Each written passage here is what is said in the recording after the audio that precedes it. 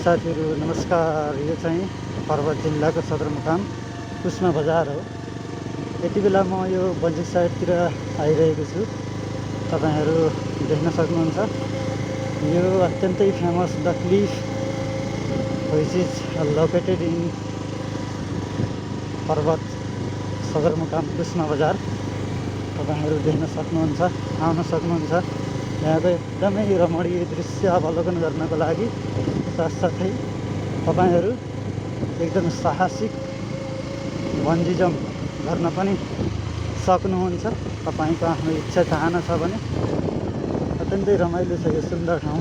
घुम्नको लागि अवश्य पनि आउनुहोला। जुनसुकै क्षेत्रबाट तपाईहरूले हेर्नुभएको छ भने यो हो पर्वतको सदरमुकाम कुस्मा बजार। बन्जी साइडमा छु म यति बेला।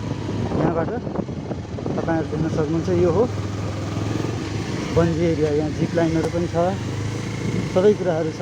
यहाँबाट तपाईहरूले टिकट काट्न सक्नुहुन्छ। बन्जी जम्पमा जानको लागि चाहिँ यहाँनिरबाट टिकट काटेर पारी जान पनि सक्नुहुन्छ। तपाईँ देख्न सक्नुहुन्छ यहाँनिर छ द क्लिफको अफिस है। यहाँबाट चाहिँ तपाईहरूले आफूले टिकट काटेर बन्जी जम्प गर्ने हो भने पनि सक्नुभयो, नत्र भने पारी बागलुङ खण्डमा जानको लागि पनि सक्नुहुन्छ है। यो पुरै एरिया एकदमै पर्यटकीय एरिया बनेको छ, साहसिक क्षेत्र बनेको छ।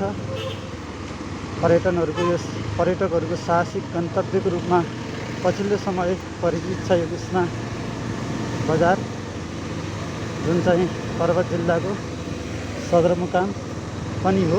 आउनको लागि एकदमै सजिलो छ। तपाईहरू यहाँ आउनको लागि मध्य पहाडी लोकमार्ग हुँदै पोखरातिरबाट आउन पनि सक्नुभयो।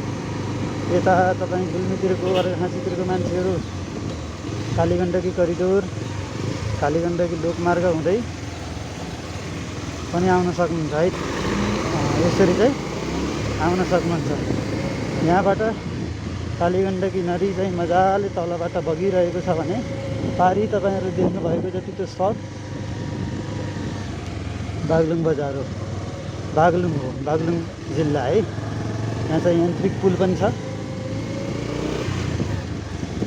ल हेर्नुहोस्, तपाईँहरू देख्न सक्नुहुन्छ यो अत्यन्तै सुन्दर कुस्मा बजार। पारिपट्टि देखिरहनु भएको छ त्यो सबै बागलुङ जिल्ला पर्दछ है त। ल अवश्य पनि एकचोटि पर्वत जिल्लाको सदरमुकाम कुस्मा बजार तपाईहरू आउनुहोस्। यहाँको रमाइलो यो साहसिक खेलहरू पनि तपाईहरू खेल्न सक्नुहुन्छ, बन्जी जम्प गर्न सक्नुहुन्छ। जिप लाइनहरूदेखि लिएर धेरै कुराहरू छ है यहाँ।